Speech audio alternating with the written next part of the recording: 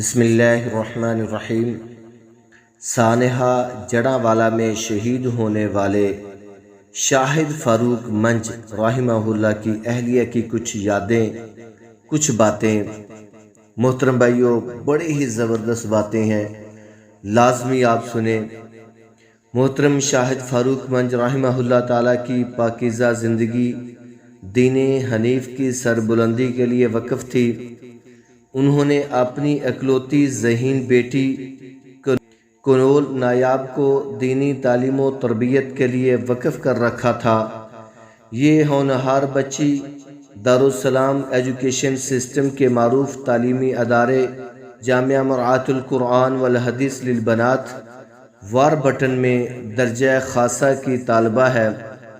ماشاءاللہ، عمدہ اخلاق اور نفیس مزاج کی سلجھی ہوئی بچی ہے۔ محترم شاہد فاروق منج رحمہ اللہ اپنے علاقے میں اہل حدیث مسلک کے علمبردار اور اس کی مضبوطی کا باعث تھے۔ اللہ تعالیٰ نے انہیں خوب مالی فراوانی سے نوازا تھا۔ وہ ذاتی طور پر اور مالی اعتبار سے جماعت کے لیے اور علاقے بھر کے فقراء و مساکین کے لیے بہت بڑی ڈھال تھے۔ شہرت و ریاکاری سے کوسوں دور نہایت سادگی پسند تھے۔ عید والے دن نماز عید سے پہلے 1,00,000 روپے اپنی اہلیہ محترمہ سے لے کر گئے۔ فقراء و مساکین اور ضرورت مندوں میں تقسیم کرنے کے ساتھ ساتھ کچھ مسجد کے حوالے سے قرض تھا، اس کی ادائیگی کی۔ دوبارہ گھر تشریف لائے، اہلیہ سے پوچھا کہ آپ پر کوئی قرض تو نہیں؟ میں نے بتایا کہ نہیں، میرے ذمے کوئی قرض نہیں ہے۔ اس موقع پر انہوں نے آسمان کی طرف نظر اٹھا کر کہا کہ الحمدللہ، میں سرخرو ہو گیا۔ شاہد فاروق منج رحمہ اللہ نے اپنی پیاری بیٹی کو ایک کنال میں گھر بنا کر دیا۔ مدرسہ کی تعمیر کے لیے زمین بھی بیٹی کے نام لگوائی اور مدرسہ کی کفالت کے لیے زرعی رقبہ بھی وقف کیا ہے۔ ایک دن کہا کہ بیٹا، جب تم جامعہ سے فارغ ہو کر آؤ گی تو آپ نے اپنے ادارے جیسا یہاں بھی ادارہ بنانا ہے۔ جو کاشت کے لیے زمین وقف کی ہے، اس میں آپ نے اس ادارے کے لیے جہاں سے پڑھا ہے اور اپنے ادارے کے لیے کہ جو خود بنانا ہے، گندم کا بندوبست کرنا۔ مثال، بیٹی نے وفاق المدارس السلفیہ کے سالانہ رزلٹ میں کچھ نمبروں کی کمی پیشی محسوس کی۔ باپ سے مطالبہ کیا کہ آپ کی جامعہ سلفیہ میں واقفیت ہے، پیپر ری چیک کروا کے میرے نمبروں کا مسئلہ حل کروا دیں۔ انہوں نے جواب دیا کہ بیٹا، ایک کال کرنے پہ سب کچھ ہو سکتا ہے، لیکن جس کام میں آپ کے اساتذہ کی محنت، کوشش اور دعاؤں سے برکت حاصل ہوگی، وہ میری کال سے نہیں ہو سکتی۔ جامعہ مرعات القرآن والحدیث میں والدین کے لیے بچیوں سے ملاقات کا عموماً دورانیہ 20 منٹ رکھا گیا ہے، لیکن منج صاحب جب بھی ملاقات کے لیے آتے تو 10 منٹ تک ملاقات ختم کر دیتے تھے، اس خیال سے کہ کسی اور بچی کا حق تلفی نہ ہو جائے۔ امثال منہج رحمہ اللہ کی وساطت سے علاقے کی کچھ مزید بچیاں جامعہ مرعات القرآن والحدیث للبنات واربٹن میں داخل ہوئیں۔ ان کے متعلق کہنے لگے، آج کے بعد اس علاقے کی ساری بچیوں کو اپنی بیٹی کے ساتھ گاڑی میں چھوڑ کر آیا کروں گا۔ بیٹی نے کہا، بابا جان، گاڑی تو چھوٹی سی ہے۔ کہنے لگے، میں گاڑی بڑی لے لوں گا، لیکن میں چاہتا ہوں کہ دین کی طالبات اسی طرح آرام و سکون سے جائیں جیسے میری بیٹی جاتی ہے۔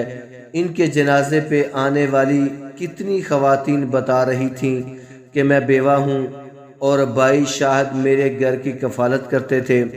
کتنی اجنبی عورتوں نے بتایا کہ ہماری بچیوں کی شادیاں شاہد بھائی نے کروائی ہیں۔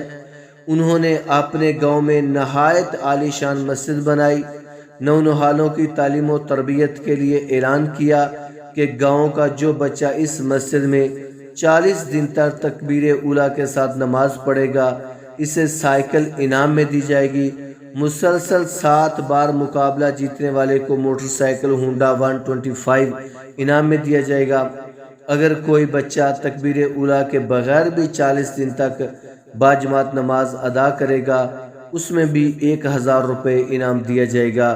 الحمدللہ ثم الحمدللہ، ان کے حق میں ایک سے بڑھ کر ایک گواہیاں ملتی نہیں۔ اللہ تعالیٰ ان کی اور اس سانحہ میں شہید ہونے والے دوسرے ساتھی کی سیئات کو حسنات میں اور حسنات کو درجات میں تبدیل فرما دے، اور انہیں اعلیٰ علیین میں انبیاء کرام، صدیقین اور شہداء کے قربت میں اپنا دیدار نصیب فرمائے، آمین یا رب العالمین۔ محترم بھائیو، ایک بات اور یاد رکھنا، یہ سب باتیں بریلوی مسلک کے لوگوں کو قطعاً گوارا نہیں تھیں۔ وہ بہت دیر سے اس طاق میں تھے کہ اگر یہ بندہ راستے سے ہٹ جائے تو اس علاقے سے مسلک اہل حدیث مٹ جائے گا۔ محض چھوٹی سی بات کو بہانہ بنا کر انہیں شہید کر دیا۔ انا للہ و انا الیہ راجعون۔ قاتل بھی منج صاحب کے دور پار کے رشتہ دار تھے۔ خاندان میں محض یہی ہیں کہ جنہیں اللہ تعالیٰ نے مسلک حق کی نعمت عطا فرمائی ہے، باقی خاندان متعصب بریلوی ہے۔ اللہ تعالیٰ نے توفیق دی ہوئی تھی کہ وہ فطری دلیری کی بنیاد پر مسلک اہل حدیث کے لیے بہت بڑی ڈھال تھے۔ اللہم اغفر لہ وارحمہ وارفع درجتہ فی المہدیین، آمین یا رب العالمین۔ تو محترم بھائیو، یہ کوئی خاندانی تعصب کی بنیاد پہ شہید نہیں کیا گیا، یہ مسلک کی بنیاد پہ شہید کیا گیا، اور ایک جاہل مولوی کی وجہ سے 2 جانیں جا چکی ہیں کہ جو بندہ قربانی کو بھی غیر اللہ کے نام پہ کرنا جائز قرار دیتے تھے۔ تو اس لیے ہمیں اللہ سے ڈرنا چاہیے۔ جو شرک کرتا ہے بھائیو، ہر ایک کو اللہ تعالیٰ معاف کر سکتے ہیں، لیکن شرک کو اللہ تعالیٰ معاف نہیں کریں گے۔ تو اس لیے ہمیں یہ شہید شاہد فاروق بھائی کی باتیں ہمیں آگے لوگوں تک پہنچانی چاہیے، تاکہ لوگوں کو بھی پتہ چل سکے کہ شاہد بھائی کس طرح کے انسان تھے۔ اللہ سے ہم دعا کرتے ہیں، اے اللہ اس بھائی کی کروٹ مغفرت فرما، اور جو اس کی کمی پیشی رہ گئی دنیا کے اندر، اے اللہ وہ معاف کر دے۔ اور یا اللہ یہ ایک اچھا انسان تھا، اچھا اخلاق والا انسان تھا، اپنی بیٹی کی بھی یہ اچھی تربیت کرنے والا تھا۔ اے اللہ اس طرح کا ہم کو بھی بنا دے، آمین یا رب العالمین۔